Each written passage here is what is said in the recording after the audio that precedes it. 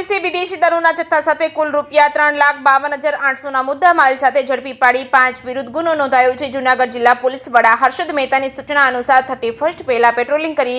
દારૂ જુગારની બંદી અટકાવવા કેશોદ વિભાગ પોલીસના ડીવાયએસપી બીસી ઠક્કરના માર્ગદર્શન હેઠળ કેશોદ પોલીસ સ્ટેશનના પોલીસ ઇન્સ્પેક્ટર પીએ જાદવ દ્વારા સમગ્ર શહેરમાં વોચ ગોઠવી પોલીસ કર્મીઓની કામગીરી સોંપી હતી। કેશોદ પોલીસ સ્ટેશનના ASI Shabbirbhai Dal, police constable Sureshbhai, Mohanbhai Bhambhana, Ravibhai, Jagdishbhai Dholakiya, Karanbhai, Hamirbhai Bhatia, Mangrol road પર ચાંદીગઢના પાટિયા પાસે લખુભાઈ, ખીમાભાઈ કોડિયાતર, નિલેશભાઈ, માલદેવભાઈ દાસાને ત્યાં રેડ પાડતા ભારતીય બનાવટના વિદેશી દારૂનો જથ્થો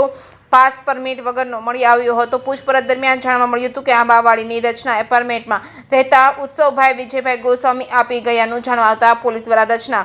એપાર્ટમેન્ટમાં પાર્કિંગમાં પડેલ 4 wheel car registration number GJ3DN 8605માં બેઠેલા શખ્સની પૂછપરછ કરતા પોતાનું નામ ઉત્સવભાઈ વિજયભાઈ ગોસ્વામી જણાવ્યું હતું। જ્યારે પંચની રૂબરૂમાં 4 વ્હીલ કારને કેડી ખોલી તપાસ કરતા થેલા અને ચોરસખાનામાંથી ભારતીય બનાવટની વિદેશી દારૂની બોટલના 336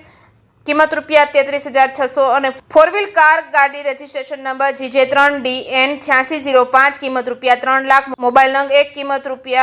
₹10,000 મળી કુલ ₹3,43,600નો મુદ્દામાલ ઝડપી વિશાલ, માલદેવભાઈ દાસા, લખુ, ખીમાભાઈ કોડિયાતર, ઉત્સવ વિજયભાઈ ગોસ્વામી વિરુદ્ધ ગુનો નોંધવામાં આવ્યો છે। અન્ય ગુનામાં ભારતીય બનાવટના વિદેશી દારૂની બોટલ નંગ